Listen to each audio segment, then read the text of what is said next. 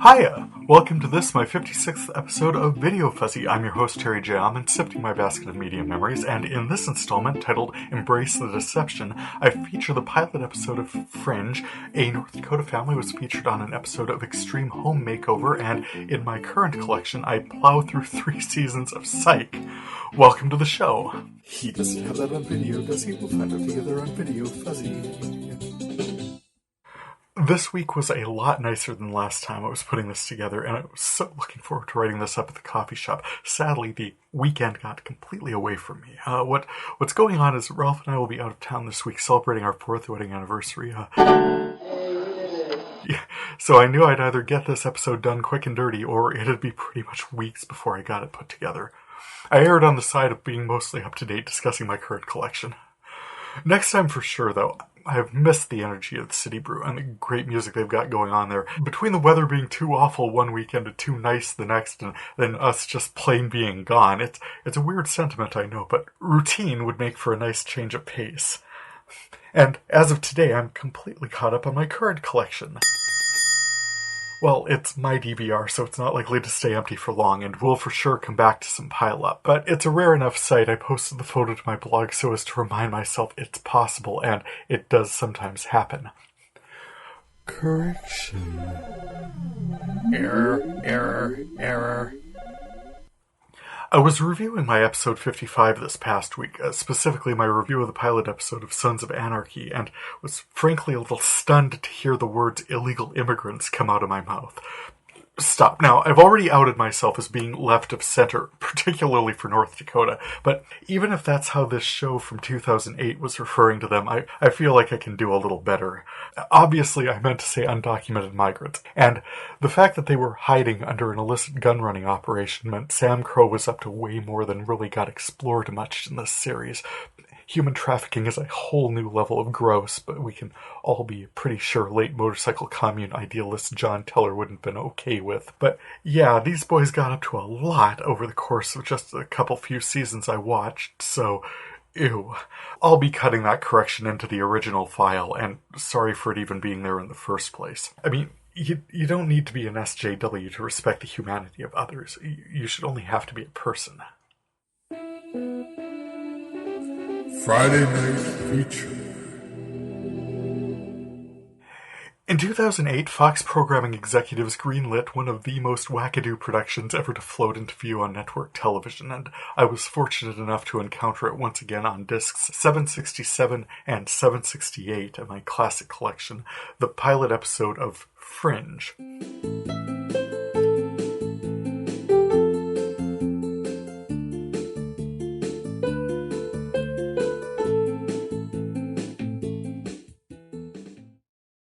When a plane lands in Boston and the passengers and crew are all very dead and some of them disintegrated with no apparent cause, Anna Torv as Olivia Dunham, federal agent liaison to the task force investigating, sees parallels with the work of a mad scientist long since institutionalized.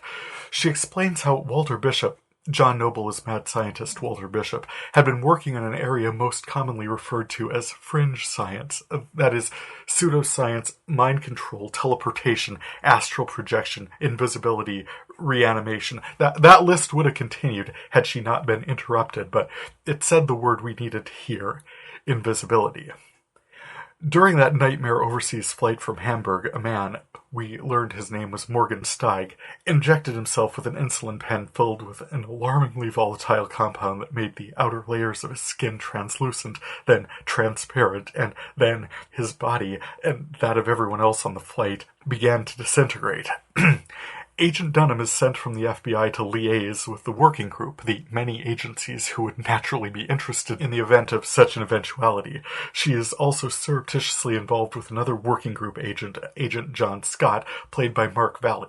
They had the good sense to arrive on the scene in separate vehicles, but Philip Broyles, Lance Reddick as Philip Broyles, head of the working group, senses there's something going on between them.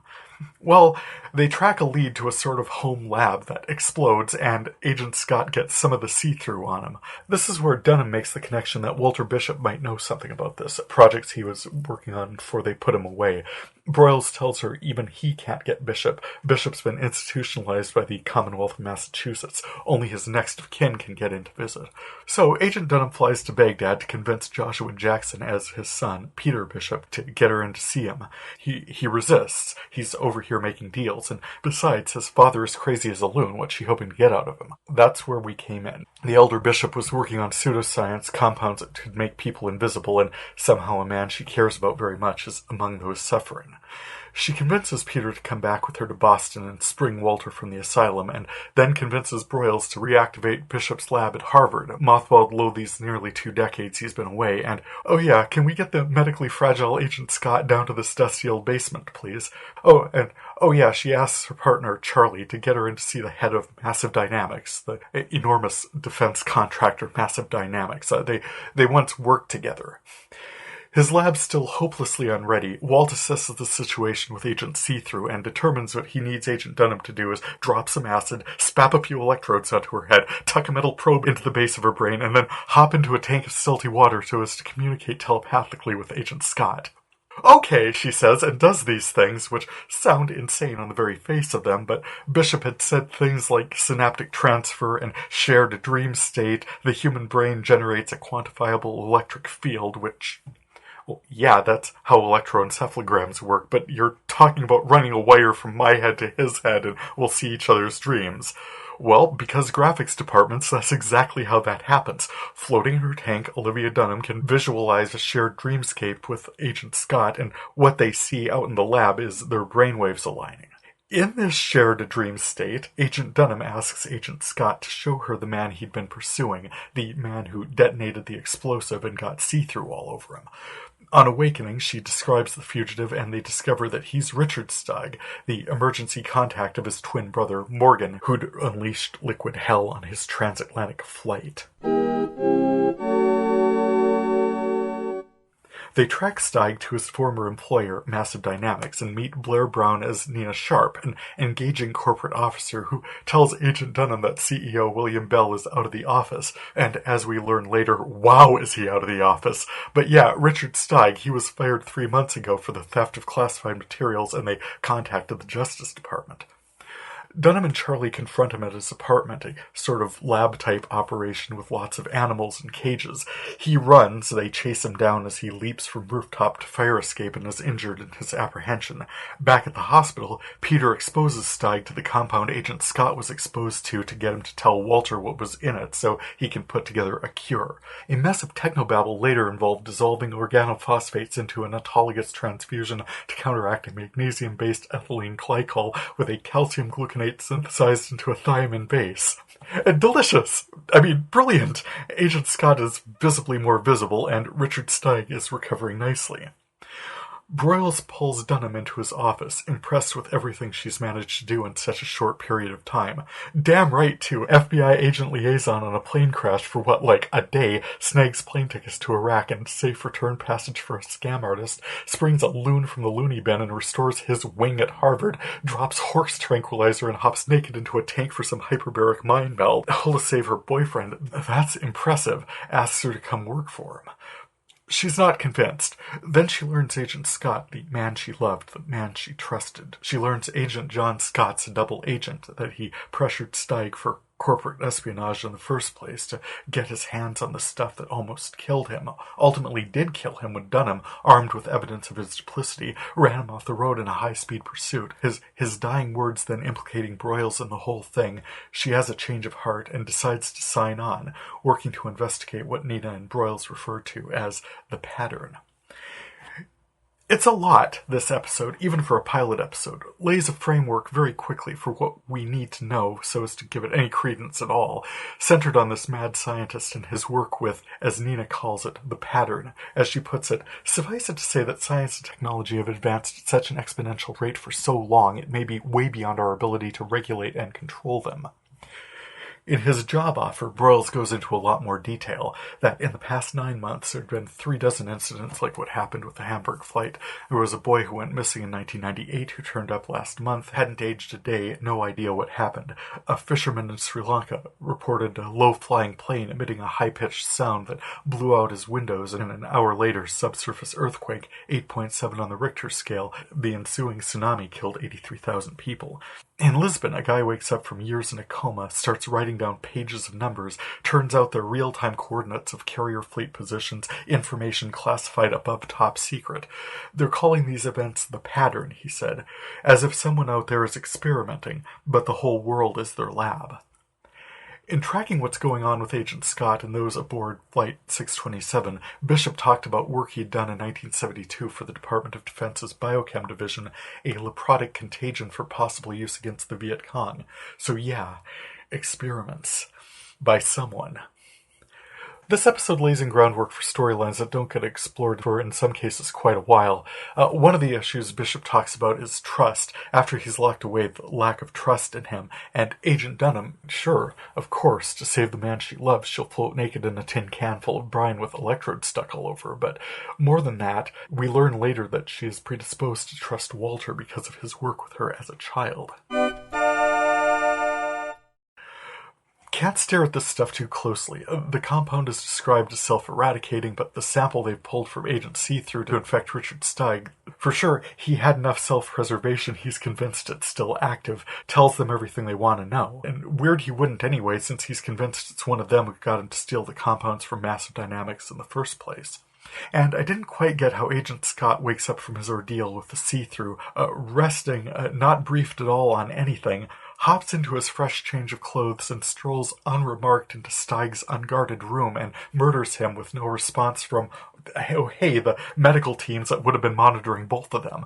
Or, damn, this Bishop guy wakes up one morning in an insane asylum. He's running a lab in the Kresge building at Harvard that afternoon. They've got him, suddenly a cow is walking down the hallway, and never mind zero reaction from the students. Seriously, what's the acquisition form on damn near anything he's asking for? A wand? You know what? It's J.J. Abrams, who's pretty much that good. I so miss this show. The giant generated location names floating in the air like augmented reality, the ridiculous situations patched over with a little pseudoscientific babble, and I have to take exactly this amount of time to talk about Anna Torv as Agent Olivia Dunham. This show, I think she's responsible for about 87% of why this show worked so well. Her presence in the scenes, they needed her to be a take-charge personality to make all the things happen that needed to happen, but as they went on, she emphasized her awkwardness, the uncertainty she experienced in the situations she encountered. By the end of the first season, she was so birdy and Nordic. It made this fantastic contrast with the rock star Doppel Dunham from the alternate universe. But that's all yet to come. In the meantime, the pilot episode closes on Nina Sharp meets with an orderly wheeling Agent Scott's corpse through a corridor at Massive Dynamics. She asks, "How long has he been dead?" Orderly replies, 5 hours. And she says, "Question him." That's about the Massive Dynamics billboard they drove by earlier. What do we do? What don't we do? Welcome to Fringe. Cross Connection. Fringe doesn't put up much of a fuss in my Studio 6 Feet Under challenge. Agent Scott Mark Valley appeared in Boston Legal with Ed Bigley Jr. Ed Bigley Jr. is in 6 Feet Under. I don't need to dig too hard in the other direction either. Christopher Lloyd, who also appeared in the Clue episode of Psych that I watched for this one, appeared in The West Wing with Bradley Whitford from Studio 60 on the Sunset Strip. Same distance from a smaller target, but the point still might go to 6 Feet Under. I feel like in this case, according to IMDb, Mark Valley appeared in 13 episodes of Fringe, and Christopher Lloyd only appeared in 1, which incidentally is the number of times he appeared in The West Wing. Stephen Root also appeared in both an episode of Fringe and 9 episodes of The West Wing, and then to make it even more confusing, he also made 2 appearances with Studio 60's Simon Helbig in The Big Bang Theory. All tight connections, but since none of this matters, I'm just tracing connections between different shows to different shows in my own collection. I'm awarding it to 6 Feet Under since Studio 60 almost always wins, and through the same people. But adding that consideration does introduce an interesting wrinkle into the mix.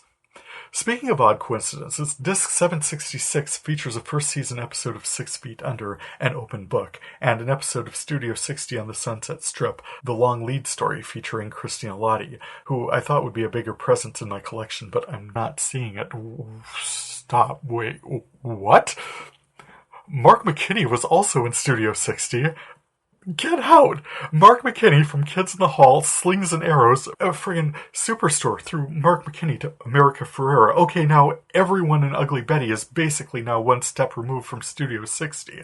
Well, they were anyway through Tony Plana having appeared in The West Wing, but still. Oh, and in prepping my Psychopalooza, they actually did a call-out in the Season 7 episode The Santa Barbarian Candidate, where Sean runs for mayor to unmask a murderer, and, as it turns out, Burton Guster's White House ambitions, or maybe just an aide, getting Dule Hill to say, "Yes, Mr. President," a charming callback to his work on The West Wing with Aaron Sorkin and everyone.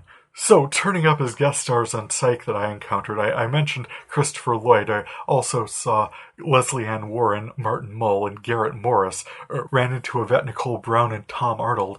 Max Gale from Barney Miller. Stan Wojciechowicz made an appearance end of Season 6. French Stewart, Anthony Anderson, Rob Benedict, he plays God in Supernatural, Jeffrey Tambor, Neil Grayston, a.k.a. Douglas Fargo from Eureka, Ed Lover, Ralph Macchio, Joey Slotnick of Nip Tuck, Tim Ketchner, Kate McCucci, Carrie Elwes, Ellie Sheedy, Anthony Michael Hall, Billy Zane, Loretta Devine, and oh my yes, how could I forgot, Sam the Damn Axe from Burn Notice, Bruce friggin' Campbell in a Season 8 episode of Psych. All of these now a step or so removed from Studio 60, and so fun to see him in this show. Diving into my classic collection.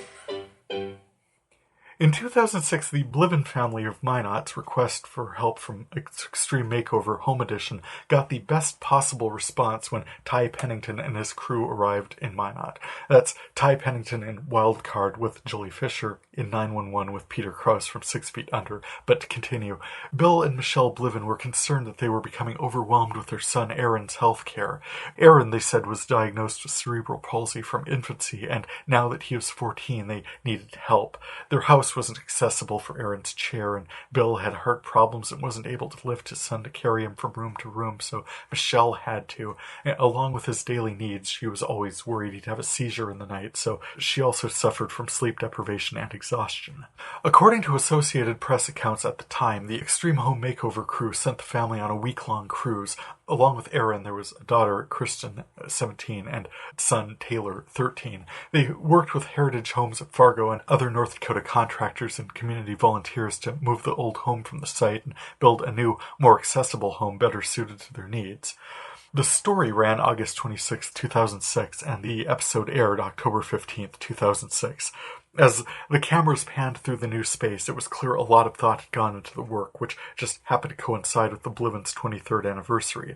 Aaron's room was fitted with sensors that would alert his mother if he had a seizure in the night, and a sling and pulley system would give him needed mobility and a much more accessible living space, which was all the rooms were decorated to reflect the kid's personality, along with there was step-through access for his parents if they needed. The Extreme Home Makeover team also paid off the Bliven's mortgage and donated uniforms to the special needs baseball club Michelle Bliven had taken point in founding so her son and it looked like dozens of other kids in the community could play baseball. All in all, a fantastic impact in the lives of a North Dakota family.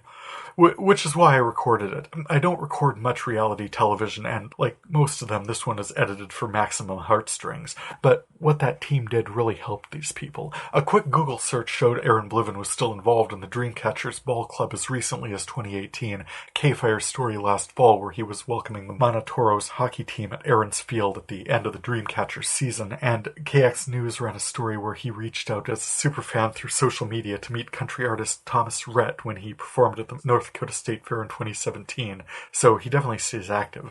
Most of my interest in reality shows, except for probably we're working our way very slowly through Project Runway Season 17 right now. Closest to this is probably the HGTV production Love It or List It, where real estate sales guy David and interior designer Hillary descend upon a family whose home, for whatever reason, just is not working. The couple tells David and Hillary what they're looking for and give them the budget they've got to work with. David takes them to look at usually better homes for a while and says snarky things. Hillary and her team perform Hogwarts levels of magic in their current home, usually increasing the value and certainly the utility of their home significantly, and in the end, about 90% of the time they decide to stay put. It's a fun show, reasonably engaging, but I don't usually spend a lot of time zonked out watching the television equivalent of snack food. In other finds, I turned up the pilot episode of True Blood on HBO. Now, that was significant. I'm unfamiliar with the source material, Charlene Harris's Southern Vampire Mystery series, but I thought the show crafted an engaging universe and presented some compelling storytelling, not least of which because a lot of hot, young, naked people running around making ill-advised choices while being all hot and naked does make for some engaging storytelling. Moreover, the relationship that developed between Anna Paquin as clairvoyant waitress Sookie Stackhouse and Stephen Moyer as Civil War-era vampire Bill Compton was storied and complicated, and as she was drawn ever further into the strange world Harris set them in, one peopled by Alexander Skarsgård, Ryan Quanten, Nelson Ellis, Rutina Wesley, Carrie Preston, and Sam Tremmel to scratch just the surface. Quite enjoyable indeed. Just from the pilot episode, I've got a lot more to hold on to than a full season of A Discovery of Witches, that's for sure. What else? I found Peter O'Toole and Richard Burton in the 1964 production of Becket. That was exciting. If I had a little more time to watch it, I'd have more to say about it. But that's what, the rest of my life is for. Michael Caine's appearance on The Late Late Show with Craig Ferguson was a delightful study in dueling accents. Not to mention that Craig's impression of him doing a bit was just fun. I can't find a shareable link, but if you go to YouTube and enter Michael Caine in space, you get a really fun outtake reel. Speaking of late night, I found where I'd caught Letterman had Diddy's performance of Come to Me. Very cool. And I found Weird Al's video for White and Nerdy. Guilty both counts. I found the second season premiere of Terminator, the Sarah Connor Chronicles, where Shirley Manson showed up as this wicked android, and I found a fairly significant second season episode of Mad Men, where if I hadn't run into the pilot episode of Fringe, would have made an excellent feature, I think. That episode, The Gold Violin, explored shifting perceptions and power struggles in the offices of Sterling Cooper, and, oh yeah, Patrick Fischler tells Betty his suspicion that Don slept with his wife. Wow, that evening out took a dark turn.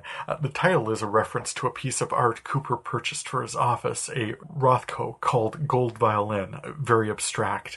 Ken writes a short story with the same title about a gold violin, perfect in every way except that it can't make music. Deep. Mad Men spends a lot of time in its own head, but the story it builds, it's rich and absorbing. Love that show. Finally, this was a bit of throwaway I picked up while fast-forwarding through a third season episode of Desperate Housewives I found on disc 765 called Like It Was, Bleachers at a Ball Diamond, Neighborhood Little League. I've got Tom Scavo, played by Who Cares, talking to his wife, Lynette, played by Felicity Huffman, famous person appearing in Sports Night, The West Wing, and Frasier, then most recently nicked in Operation Varsity Blues, having this exchange in October of 2006. Tom says, "Aren't we just the parents of the year, sitting in the stands rooting for our son to fail so we can weasel out of a bribery scandal?" Lynette responds, "2 bribery scandals, gotta count the batting helmets." I know, mean-spirited to bring it up, just when life imitates art, am I right? Stay strong, Felicity.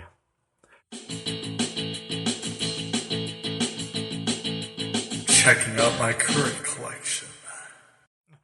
Let's see, still not feeling this 10th season of Bob's Burgers. Superstore, the mall episode where the teen girls were being mean to Cheyenne and sweet Sandra, but then Cheyenne thought they were being mean to Sandra and the girls reacted to her like Cheyenne was being a bully. Ooh, like one of those old films from the 90s. Cheyenne, mother of 2, comes face to face with her potential uncoolness.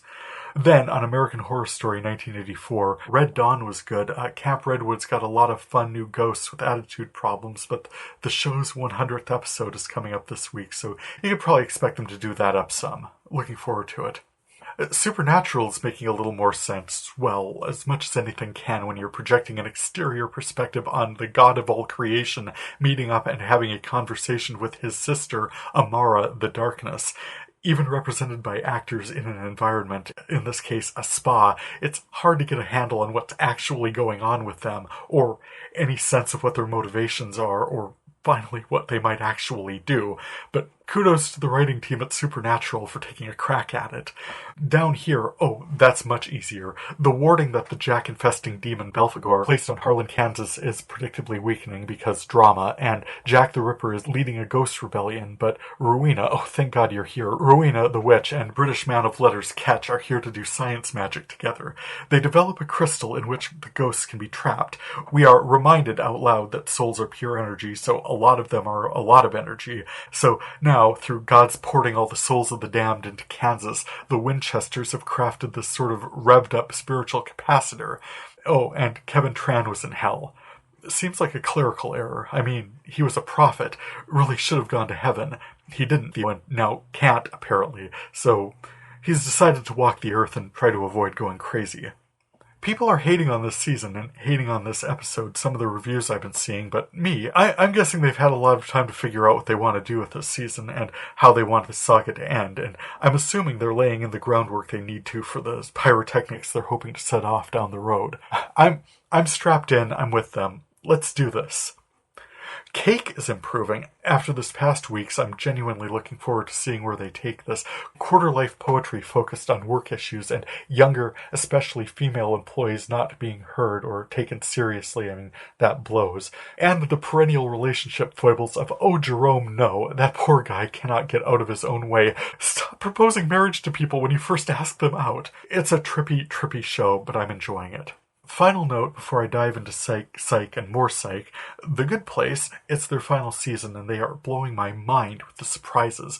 We've all seen what happens when you reboot a good Janet a million times, so the Bad Place doing the same thing to a bad Janet so as to take over for the good Janet in the medium place that they've recast to be the Good Place as an experiment to see if humanity is redeemable.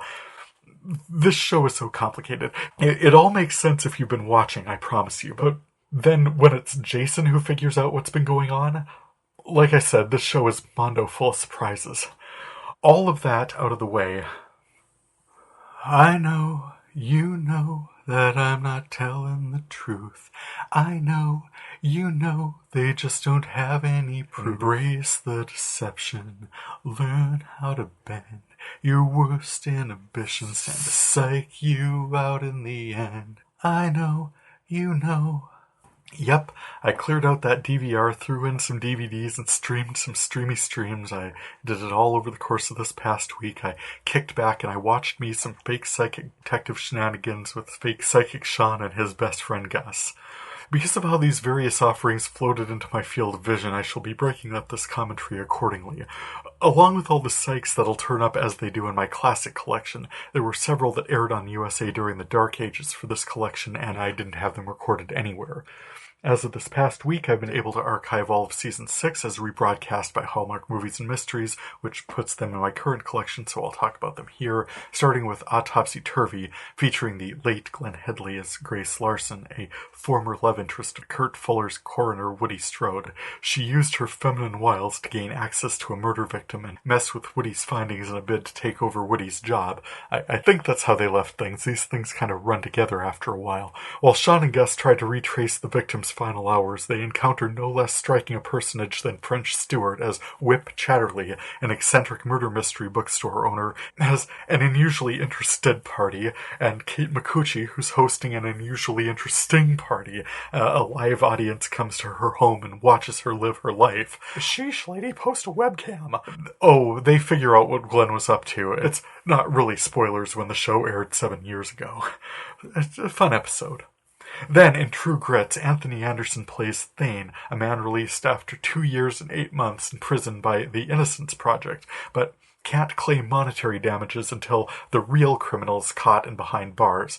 This seems like an unlikely bar to establishing one's innocence. I mean, the guy could have skipped town or died in a bar brawl or anything over that time. I mean, 3 years. I'm rounding up. Sean and Gus track down the real whodunit, Carl Dozier, whose father, Fred Dozier, was hoping to help him avoid capture because Fred's DNA was in the national databases and his son's, a very close match to date, is not. This seemed like a super convoluted entry and relied so completely on the father's willingness to help them out, if even to point them in the wrong direction. It's not a standout. Probably their energy was focused on the season 6 finale, Santa Barbara Town. Discovery of a dead body sparks a trip down memory lane implicating Henry's old partners in drug running and unsolved murder on the police force and on the take.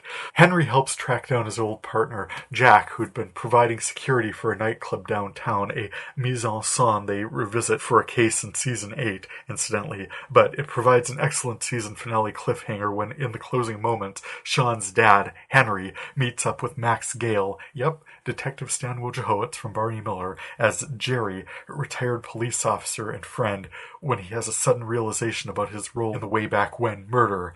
Jerry pulls his pistol on Henry, drops him, and runs off, leaving a frantic Sean desperate to save his father's life. Thus closing out the 6th season of Psych in my current collection. Into the vault. As it turns out, Hallmark Movies and Mysteries did in fact air the first 3 episodes of Psych's 7th season, but I figured since I bought the disc set anyway, why not just pop in the disc? This section, Into the Vaults, is where I'll talk about purchased media, like when I bought season 12 of Supernatural, except I hadn't come up with it yet. Most of this media will be older than my current collection, so it fits. Love these new drop-ins. But yeah, Psych, Season 7, starts from the moment Season 6 left off, with Sean tending to his father on the beach, getting into the hospital, tracking Jerry as he picked Jack off with a sniper rifle in transit, finding Jerry's hidden arsenal, then surviving Jerry's attempt on Sean and Gus's life. There was a live landmine at the Psych offices, and when they sat on the couch, they activated it. The Santa Barbara Police Department sent in their bomb removal and disposal unit, which Sean called Johnny 5. There was a standoff at the lair in which Sean got to be pretty damn heroic, and so did Juliet. Then, in Juliet Takes a Lover, Sean, concerned about his father's health in the wake of his gunshot wound, moves in with Henry. Looking for love, Gus builds a dating profile and discovers that Juliet has built one too. Turns out it's to help her catch a killer of young, beautiful women, a killer who's been stalking his prey through the site. She's aided in her efforts by Ryan Beale as Fielding Mellish, fresh from the acting school of Simon Helbig. Turns out the killer is a boring guy who's resentful of women saying they want the nice guy but really want the hunky athletic guy. This instantly reminded me of a 4th season episode of Bones that turned up in my classic collection this time. Agent Booth stops by Dr. Brennan's home and finds her with a hunky naked dude, played by Brennan Elliott in a towel, and gotta say, the guy wore shirtless really well. Booth is being kind of judgy, but Brennan, that's Dr. Brennan, Emily Deschanel is Dr. Temperance Brennan, not Brennan Elliott in a towel, sorry for the confuse, is fairly pragmatic about getting her salad tossed by guys who know how. Anyway, back to Psych, Juliet confronts the dating site killer, and that crisis averted fulfills the episode title by inviting Sean to move in with her. Aww. In Lassie Jerky, the episode is set in the great outdoors with a ton of references to the Blair Witch Project. It's a student film project where the students are camped out in search of Bigfoot. They find him. It's a pro wrestler in a Bigfoot costume, living off the grid. Unfortunately, they also find a pit where Serbian nationals have dumped bodies, bringing detectives Carlton Lassiter and Juliet O'Hara to the scene. There's a desperate river rescue. There's a shootout. Carlton steps in a bear trap, and there's momentary confusion as to whether the off-the-grid pro wrestler is cooking and eating him. He's not. The episode also features a sweet a cappella version of Eternal Flame, which I absolutely loved. Then, in No Country for Two Old Men, Jeffrey Tambor plays Juliet's visiting stepfather, ostensibly a boring accountant, but he's basically revisiting his Arrested Development character George Bluth Sr. Honestly, between him and the con artist deserter played by William Shatner, Juliet's dads, am I right? Lloyd involves Henry in a scheme that quickly spirals wildly out of control to smuggle cufflinks to Mexico for delivery to Tony Plana as Pablo Nunez, the head of a drug cartel, and, oh hey, while he's there, steals some counterfeiting plates Los Federales are hot to find. Sean and Gus track them down, and all of them end up digging their own graves at gunpoint, but just in the nick of time, the Mexican police track them to Pablo's compound, and the day is saved. They reprised the Spanish-language credits for this one. It was was fun. One standout episode for this season was 100 Clues. We knew there was going to be something special with the cold open set in 2006, which was after the show had started. They had a singing telegram inviting Sean to a mysterious party at a fancy Santa Barbara mansion, and Juliet can't go, so Gus is Sean's +1. The party is a veritable who's who. Garrett Morris is the butler, Clisby, and the guest list features Leslie Ann Warren, Christopher Lloyd, Martin Mull, Steve Valentine as Billy Lips. Clue-themed opening credits, and the thing is, they'd already had Tim Curry on the show in the second season premiere American Duos, so weird if he had turned up here. Although Ray Wise played a couple of different characters in the show and the universe didn't implode. There are lots, I mean all of the Clue references. It's complete fan service. Dead bodies turn up and vanish, crazy complex backstories, and an appearance by Kurt Smith from Tears for Fears. Wild. The director's cut on the disc I watched included 3 alternate endings, which was fun, and the episode was dedicated to the memory of Madeline Kahn. Very sweet. In the episode D's Nups, keep an eye out for Officer Buzz McNabb as a stripper. I think I ran into something like this in a 5th season episode of Parks and Rec, where they hired a stripper for Anne's bachelorette party who turns out April sat behind the middle school band. Fun. Christy Swanson as Lester's bride-to-be kicked some serious butt in the episode, going full Buffy on some bad guys. Also, in a heart-wrenching cliffhanger, Juliet discovers Sean is not psychic. This was probably the most important revelation in the series, storyline-wise. Sean has cultivated such a breezy attitude about conveying his visions to the police that he got careless. He held on to a piece of physical evidence he read to provide a lead, and Juliet discovered it in his jacket pocket. In the next episode, Right Turn or Left for Dead, while investigating a case involving a Swedish au pair and the bodies turning up in her wake, Sean puzzles out the coulda, woulda, shouldas about Juliet coming to this realization, how much happier they'd be if she had not, how he could tell her so she could trust him again. Because that's the main thing, given that her father is a scam artist and has instilled serious trust issues in her. For sure, the show really needed to address this. Like in Pushing Daisies, when Charlotte Charles found out that Ned the Pie Maker was responsible for her father's death, however inadvertent. This was an important reveal.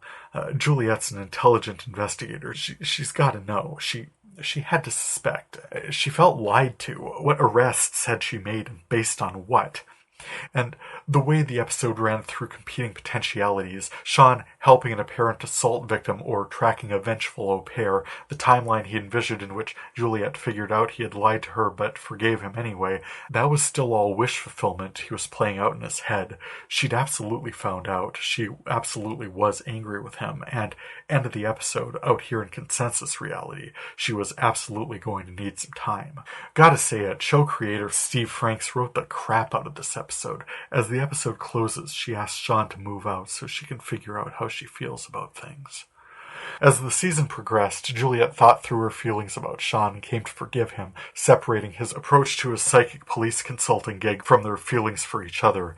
It ultimately put their relationship on a stronger, more stable footing, and wow did they need it, because Season 8 was a tsunami. Before I get into that, however, there was a second disc set to watch from Season 7. Yep, I'm talking about Psych, the musical. Psych the Musical apparently aired in December of 2013, though it seems unaware somehow of a few significant plot developments, and as powerfully plotted as those developments in the Sean and Jules relationship were, had they explored them in a musical, the thing could have become downright operatic. Musical episodes span a range. Of the ones I've seen, the least effective for me are the Red Socks episode from Seventh Heaven, mainly because the through line that Annie remembers Eric wearing red socks when they first met, and she's been buying him a pair every Valentine's Day since. And that realization makes up for the fact that she's feeling unappreciated and overwhelmed because the twins' birthday party and dirty dishes and, hell, the damn Red Sox got in with a load of white laundry. And isn't it great that we're actually so in love that I can grump and grouse and resent you all day, and when you come home I don't murder you? Charming. Songs were lifted or poorly written, did not contribute to the storytelling, and the performances did not hold up.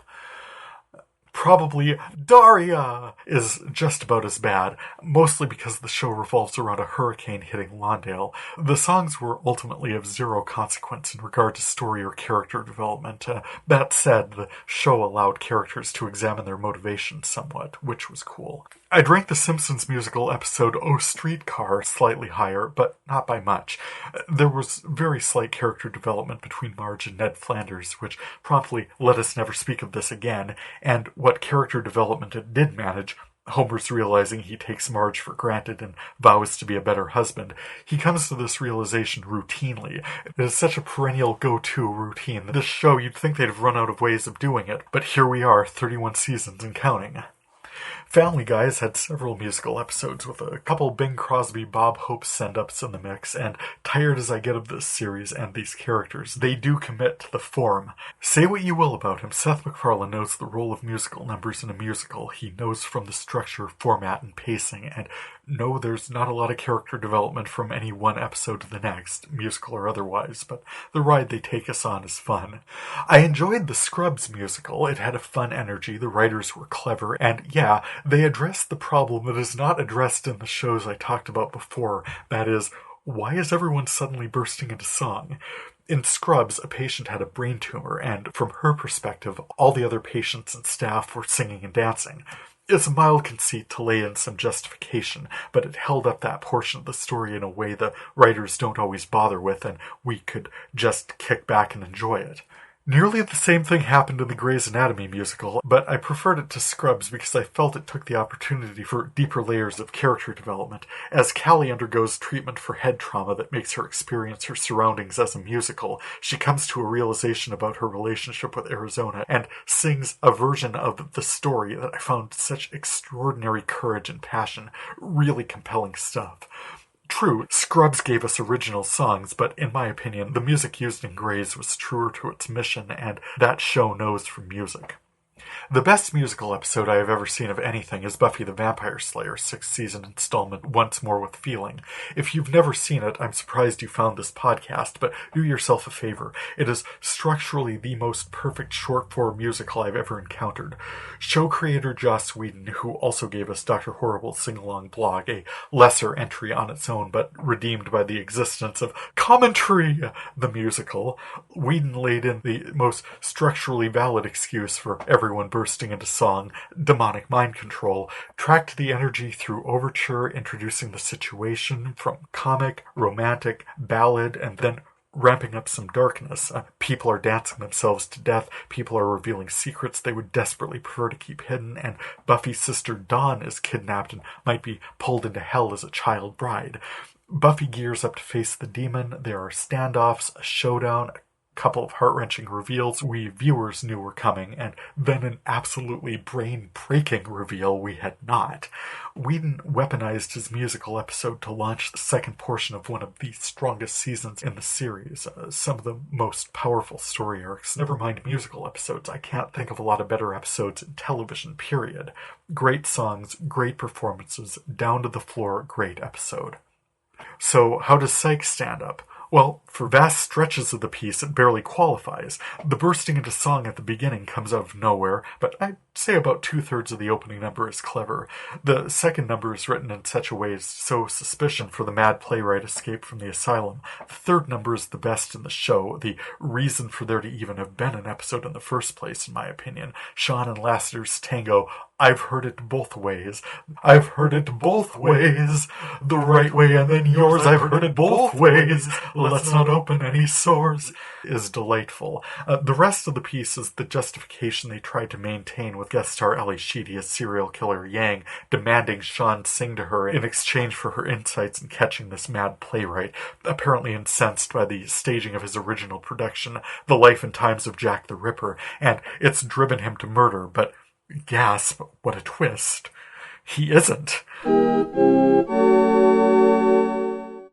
The first such number on the ruined stage of the original production with the string bass accompaniment provided by Tony Bailey was reasonably clever, but others, just Sean Skyping with Yang over his cell phone, seen dancing wildly but silently in the background. They provide some comic relief but don't qualify as musical numbers at all, and Gus singing and tap dancing as a Jamaican homicide detective feel like a poor close-up to the production. In terms of character development, it was almost non-existent. I mean, this was the episode that killed Yang. She got stabbed so incidentally to a strangling attack on Sean, barely gets to acknowledge her injury and the pain she's in, or really to properly say goodbye, and is so very briefly later shown to be ashes in an urn. That seemed like a shitty ending to a series arc character, and her input led them to the playwright, but not to the killer in the piece. It felt like she could have been way more forthcoming about that.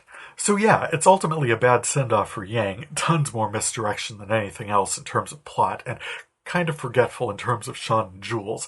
Under Santa Barbara Skies talks about Jules not knowing that Sean's not a psychic, and Gus points out he's probably a felon, when they spent entire episodes of the season coming to terms with that particular plot point. So they didn't really use the musical episode for any great reveals. Yang just kind of popped up here and there, being annoying and unhelpful and a little murderous, and then suddenly murdered. So I'd put it probably above O Streetcar on The Simpsons and behind Road to Rhode Island on Family Guy, particularly given how sparse the musical element became through the second half of the production. Now, since Hallmark Movies and Mysteries blew off most of Season 7, I had to track that disc down on Amazon. They did air most of Season 8, but I needed to stream the first 2 episodes of the second to the last on YouTube, so I'll just talk about the whole thing in my streaming segment. Whatever you're watching, wherever you be, stream of the stream with me. Season 8 opens in the wake of that tsunami I mentioned up there at the end of Season 7. Anthony Michael Hall came in as an efficiency consult, Harris Trout, second-guessing everything, demanding justification for everything they do, and, above all, no more damn psychics. In the end, he kicked Chief Karen Wick out the front door on half a year's leave, demoted Lassiter to traffic stops, and named Juliet as his new head detective. Sean and Gus were left to fend for themselves. Such is the situation we find ourselves in as the season opens. With no consultancy available in Santa Barbara, Sean and Gus find themselves free to consult with, oh hey, Interpol in London, and with their old pal Cary Elwes as Despero. No, he assures them, not Despero. He's actually Royston Cornwallis Staley, a boring desk jockey bureaucrat at Interpol who has the occasional little adventure. Sure, he engineers the odd heist now and then, but it's only to bring down the real criminals, gain their trust, and acquire intel of underworld goings-on. The criminal underworld gets so insular, we need to... Bull! Gus calls him on it. There's no such thing as a police-sanctioned criminal, he says. Well, turns out Interpol holds Sean in based on his resemblance to a baddie of American extraction. British crime boss Ronnie Ives is hired as part of his crew to break into a country estate outside London. Sean would step in as his driver, find out where the heist was set to take place, and Despero would swoop in ahead to steal everything. I mean, Royston Staley would march in and arrest all the ne'er-do-wells. While Sean is infiltrating the crime ring, Gus is set to have his own Harry Potter-themed adventure at PotterCon. But when paranoid crime boss Ronnie Ives basically takes the explosive guy he'd pulled in to do demolition for him into the next room and murders him, Sean's brilliant idea is for Gus to be the explosives guy. Gus naturally resists, but Sean convinces him to help so Interpol can find out what they're planning to steal and where from. Desperoyston will be following to help them as needed, and the team hits the road, though turns out Ronnie's just planning a revenge assassination gig against the royals who had impoverished his family and plans to leave Sean and Gus tied up and holding the bag. Sean still holds out hope that any moment now Royston Staley and all of Interpol will swoop in and save them when Gus spies him sneaking out a side door with a giant canvas bag stuffed full of booty. Aw, crap. They're about to give up when suddenly Royston Staley bursts in, shoots their assailants, and sets them free. Huzzah! Well, with that adventure under their belts, they return to Santa Barbara, and in the second episode, Seize the Day, we find out Harris Trout is still in charge of everything, and he's giving some kind of public address to like a dozen members of the Santa Barbara police force outside a suspect's home. Not surprisingly, the suspect notices this and tries to sneak out the back, but not before Lassiter spies him and tackles him. Hooray! But in the recognition ceremony Trout arranges to mostly recognize himself, someone drives by and takes a shot at him. Also, Lassiter learns that he's going to be a father. Distracted by this news, and now more inclined towards self-preservation, Lassiter hires Sean and Gus to help him track down the shooter. As the investigation continues, Lassiter figures out that knowing he's going to be a dad should make him a better cop, should sharpen his senses, he should stand up for himself. In the end, he confronts the shooter, makes a dramatic dive for his weapon, and makes that personal breakthrough. Now, the other episodes I was able to view more conventionally, and gotta say, they were cramming a lot of ideas into this short wrap-up of a season. Next episode was Remake, aka Cloudy with a Chance of Improvement, which I'll have to see the original to comment on, so I'll circle back for this one when it turns up, but fun to see Ray Wise as the judge in this. He made an appearance not forever ago in Dual Spires, the Season 5 love letter to Twin Peaks. Other storylines, they had a situation at the police station where a guy is holding coroner Woody Strode hostage and someone's got a Woody. They had this absolute celebration of Gus in Cog Blocked, where an insurance salesman whose life is a down to the Ren Fair countdown mirror image of Gus's is found dead, and everyone's so ready to write it off as a suicide, Gus demands it to be investigated as my murder. As my murder. As a murder. They look into it. Turns out there was foul play, and Gus also makes a personal breakthrough. 1967, A Psych Odyssey blows open a cold case with ties to the mayor's office Lassiter hopes to solve to seal its promotion as chief, the post vacated with Karen taking a job in San Francisco. Sean and Gus truck things up. Initially seemed like a poor use of limited time, but is redeemed in the final moments when a food truck Sean and Gus pull from impound becomes the birthplace of Lassiter's daughter, and Sean learns Henry is selling his childhood home to the Lassiters. Ah. We close with 2 real episodes aired by Hallmark Movies and Mysteries and a dream sequence I had to stream on YouTube. The dream sequence, A Nightmare on State Street, was show creator Steve Frank's wish fulfillment. Given the overall vibe of the show, I've got to believe that Gus's zombie nightmares, interspersed with scenes from their investigation of a cable guy's seemingly disinterested wife, the horror movie tropes, pulling Bruce Campbell in as a dream therapist, it was all so much for his own joy. And ultimately ours, of course. I could be mistaken, but closing on Sean and Gus's take to the camera in a demonic possession, that's joyful, scary, indulgent fun, and I loved every second of it. Also, the central point of Sean and Gus's friendship, that Sean would always be there for him, that's put so directly to the test in the very next episode. First, though, there was the Sean episode, A Touch of Sweevil. Sean has encountered rival psychics before, absolutely, held his own toe-to-toe every time, but he's never been invited to be a part of the cutting-edge consultant con at the University of Santa Barbara. He's always rejected and he's always enraged, but this year, paranormal forensic expert Professor Stein has approved his participation.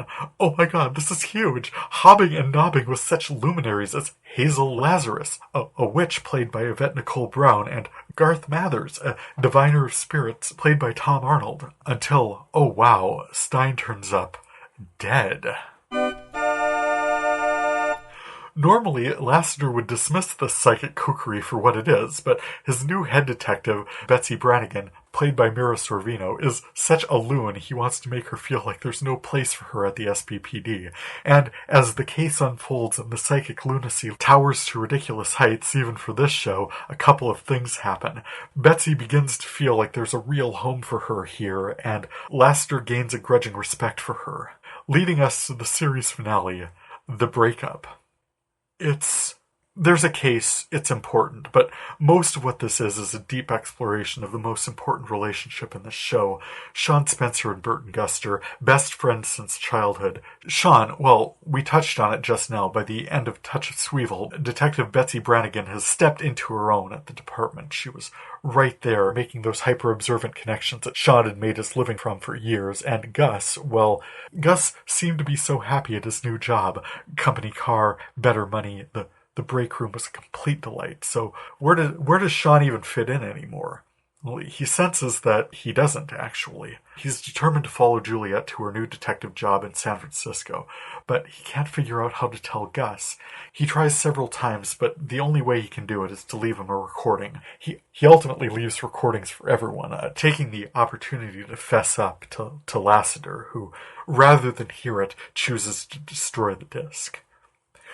Sean tracks Karen and Juliet to a crime scene they're investigating, followed not long afterwards by Gus. Gus bursts in, having listened to Sean's goodbye recording, and determined in an instant that he'd rather stay with his best friend than be lonely at some fancy job, however snazzy the lunchroom.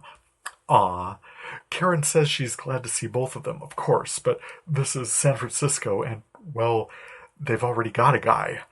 He goes unnamed and unseen, but Monk ran for 8 seasons on this network, so it's pretty clear who they're talking about. The series closes on the image of Sean proposing to Juliet with his grandmother's ring that we've been aware he's been walking around with all the time for 3 seasons now. Juliet clearly intending to say yes when there's a flash and a blur and the ring has vanished. Stolen! What the... Oh, you guys... Storyline resumes in Psych, the movie, and you can revisit my commentary on that in episode 20 if you're so inclined, around the 1930 mark if you're looking for it. And Psych, the movie, too, we're assured is coming to a screen near you next year sometime, so definitely looking forward to that. And with that, thank you so much for checking in on my video cataloging project. You can check out my catalog listing along with audio links at videofuzzy.blogspot.com and past episodes at Apple Podcasts. Feedback is always appreciated. You can contact me through my blog or podcast sites via email or through my VideoFuzzy page on Facebook, or you can follow me at TJVideoFuzzy on Twitter. For VideoFuzzy, I'm Terry J. Aman. Happy viewing. It might be amazing, it might just be scuzzy. We'll find out for sure the next video, Fuzzy.